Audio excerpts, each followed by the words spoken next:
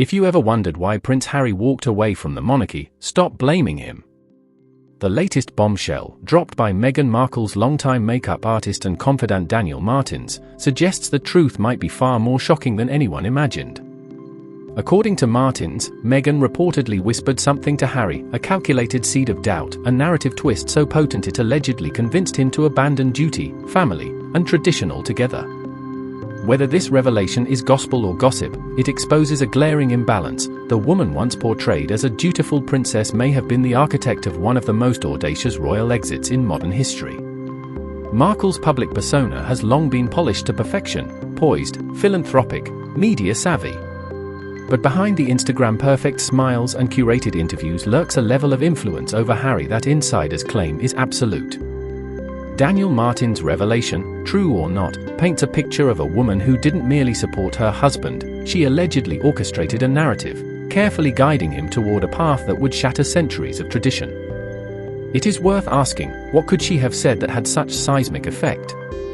Sources close to the Sussexes suggest that Meghan framed the monarchy itself as constrictive, toxic, and incompatible with the couple's vision of freedom.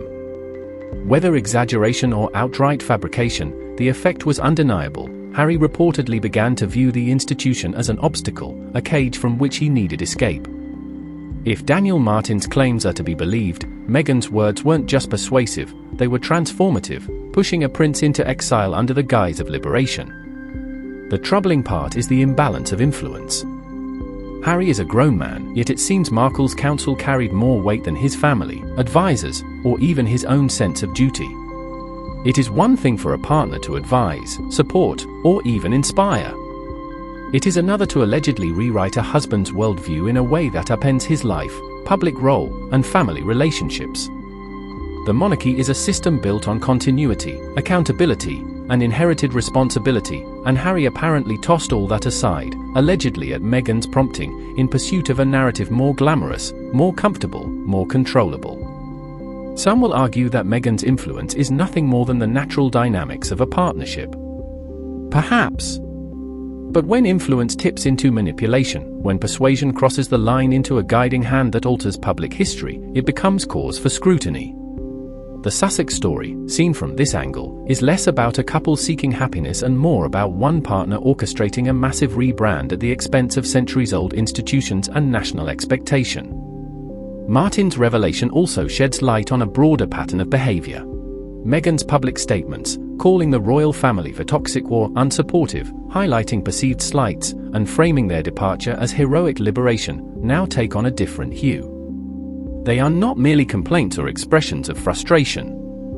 Viewed alongside the claim that she guided Harry's thinking in private, they read as strategic, calculated moves to validate a preordained exit.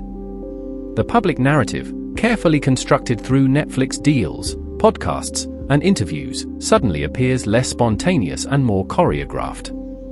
It is easy to be swept up in the couple's carefully curated victimhood narrative, especially when presented alongside heart-wrenching interviews and glossy media appearances. But the deeper pattern, exposed by whispers like Martin's, raises uncomfortable questions. If Meghan had such power over Harry, how much of their story is personal truth, and how much is media-crafted mythology designed to serve their brand? And, crucially, what does it say about a figure who allegedly catalyzed one of the most consequential family schisms of modern royal history? Critics will point out Meghan's right to advise her husband, to pursue happiness, and to protect her family. All valid. But the imbalance lies in the consequences.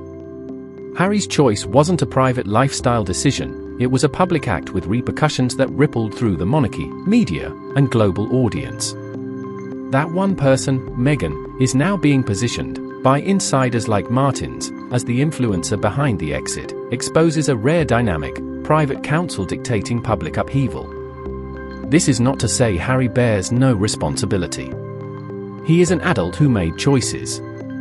But the claim that Meghan's words were the turning point frames a narrative in which a prince, heir to history, was swayed, emotionally, psychologically, strategically, into a decision that reshaped his life, career, and family relations.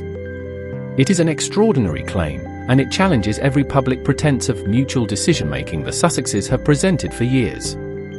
The lesson here is dual. 1. Power in relationships is real and can be transformative, for better or worse. 2. Influence becomes dangerous when it crosses into coercion or strategic manipulation. The monarchy, a centuries-old institution designed to withstand personal whim and emotional turbulence, is not merely an optional career. It is a responsibility, a duty, and a heritage.